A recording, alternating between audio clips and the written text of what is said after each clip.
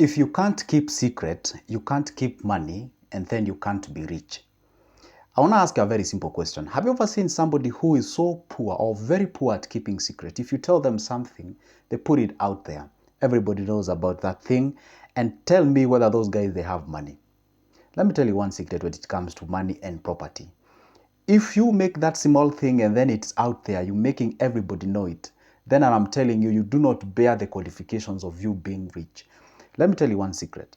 One thing what is supposed to come to money is that most of those guys who have money, they're very secretive. And that's why when you ask them, how do you make your money? Hardly they will tell you, you God manze, trust the process. I started with one feather and look where I am. It's all about hard work, dedication. Like they give you a very vague information about making money. It's not an information that you can actually incorporate in your life and maybe do 1, 2, or 3 things. You know why? Some of the things on some of the A's or things that they actually did for them to be where they are. And some of them are actually legit. You see, if they keep the secret does not mean it is not legit. It is very legit. But let me tell you one thing.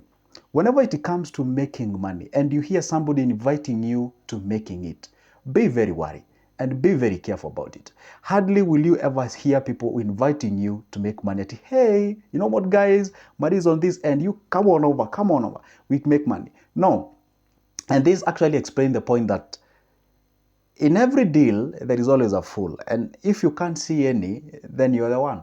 And that's the reality. So the point is that money is very secretive. It's a very sacred thing and is incorporated with the secrets. If you can go back to high school, you remember those students used to be, maybe you're sitting next to them and you ask them a question, maybe during an exam, because let's be sincere, only we're out of school now, okay?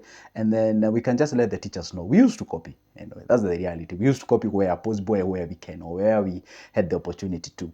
And there were these students, if you did ask them a question, they hardly can even share with you. They're so selfish, self-centered, and all those kind of things. Probably they never made it in life. They're not like the quite wealthy individuals in our societies. But you see, that kind of a character is what most of the wealthy people usually bear. And if you can be able to have maybe let's say you have a problem, you approach somebody and you talk to them about the issue or the situation that you're going through, and you share the entire information to those guys. And then the next minute, everybody knows about that thing that you shared with them.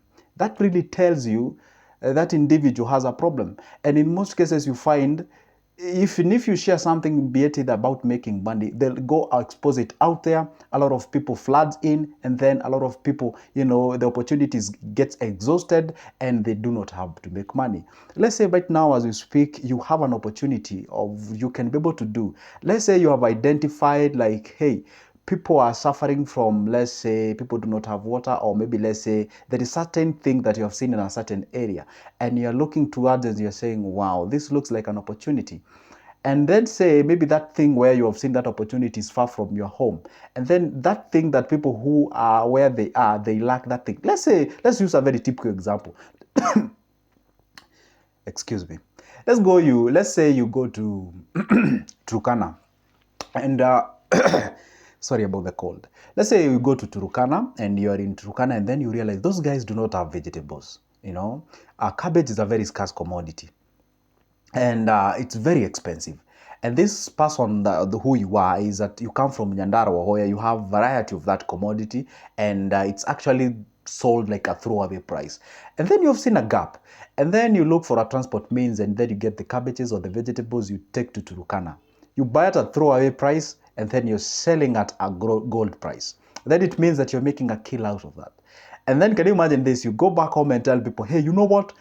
Turkana people want cabbages. I'm telling you, the market is ready. They really want that thing, and money is ready. And then everybody like, are you sure? Are you sure? So everybody takes a car and they take the cabbage there. So you flood the market. Then the supplies has actually been increased. Then the demand goes down. The price goes down. You've killed your business. So there is an aspect of secret when it comes to you making money. So if you have that weakness, whenever somebody shares something to you and you cannot be able to keep that secret, then it means you have a problem. You can't even keep money. You see, when you talk a lot, and by the way, these guys who cannot be able to keep a secret, it means they talk a lot. So when you talk a lot, you actually end up to a point whereby you're talking about information that you're not supposed to talk about. We usually call it the TMI, too much information. You talk a lot, in the process you say something that you're not ought to say. And that's why you find most of the leaders on earth, they hardly talk. All right? And that's why you find that they hardly react, because they are ought to keep secrets. Because there's some, for example, the country that we live in, Kenya, there are secrets that we do not know. For example, we do not know the number of military personnel. We do not know the capability of our firepower in terms of our military equipment and all those kind of things. And it is good that we do not know it, because it's ought to be a secret, because you never know when an enemy can attack us. So, and we can surprise them. So it means that you need to, most of these people just talk blah, blah, blah, like that. They cannot even keep secrets. And those are the guys, even if you have an opportunity and tell them, hey, we can be able to grab this, they cannot be able to incorporate that, because the ability to keep secret, it's so way down. And when you realize that you have that incapability of keeping secret, you do not have that capability, then it means even keeping money is a problem. And remember one thing, I always tell people that what brings a difference from person A and B is not how much they make. You see, you cannot brag to people, hey, I'm making a lot of money. For me, I go a step further and ask you, fine, out of the lot of money that you're making, how much do you retain to yourself? Because that, absorption rate, that absorption capability is what differentiates person A and B. We do not say you are rich because you make more. We say you are rich because obviously you have absorbed more. All right. So that capability of you absorbing more, meaning retaining, and also capability of also growing it, that's what brings a difference between person A and person B. So the issue is this: always love or learn, make sure to keep a secret, no matter how small it is. If one person entrusts you with a secret, most likely that person will tell another person. If you have a problem, you can talk to a certain person and they come and tell you a secret. They tell you a secret, they tell you a secret. In the process, by the time you realize, people already know that you're trustworthy. And if you're trustworthy, what if now you come up with a product that you're selling or a service that you're offering? Remember one thing, you've already painted yourself as a trustworthy individual. Then it means you're likely to monetize that specific skill set that you have, that virtue that you have, that can actually make money out of it. But if you have a problem in keeping secrets, then it means you trusted or you're painted as not a trustworthy individual. Then if you're not a trustworthy individual, then that means even if let's say you start a business or you have a service that you're offering, then probably whatever you are offering is not even true, or is not even legit, it's not even real, it's not even of quality, and all those kind of things. So secrecy and money or wealth goes hand in hand. And I don't want you to take this on a negative connotation. I did not say that being secret, it means that they're doing bad things. No, being secret, it means that, first of all, let's appreciate the fact that, you see, making money is very intentional. And you cannot be able to be a philanthropist if you do not have anything that you can pay.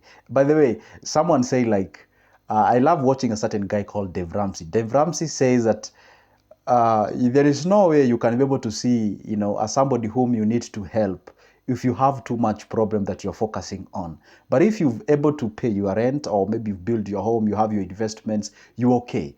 All the things that surrounds you, you're okay. Your nuclear family, your extended, you're okay. You've sorted them out. Then you can be able, even if you hear somebody tapping at the back and telling you, hey, I do not have food, you can be able to turn and listen.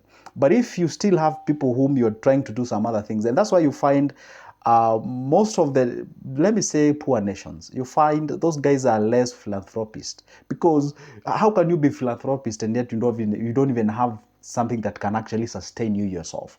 So it starts with developing ourselves, making sure that we accumulate, and accumulate. Now we start giving it out to the society, because we say that to whom much is given, much is expected. So the point is this: learn that virtue is very important, very necessary, and very much needed, especially in this era that you're living on or in. And you are supposed to be very careful. Whenever you see people flossing, bragging about how much they made, and they're not telling you how they made it, that is not overly telling you that you're doing it wrong. No. And I always tell people, choose people whom you want or who you want to listen to. Or otherwise, if you don't, then you're going to get yourself into problems. Always stick to the virtues that actually help you to make money. One of those virtues is you being a secretive individual. Number 2, love to learn. All right. Number 3, and by the way, when I say love to learn, you have to appreciate the fact there's a time I did post a video. You can check it later. It says 5 tips on how to be more productive each and every day. And one of the tips that I gave there is that accept that you have a problem. And the other one I said, accept that you do not know everything. all right? And accept that there is something that you do not know. Whenever you meet a new individual, just accept or believe or understand those guys, they know something that you do not know. And with that manner, it makes you less of a talker and more of a listener. And in the process of you being more of a listener, you tend to learn more.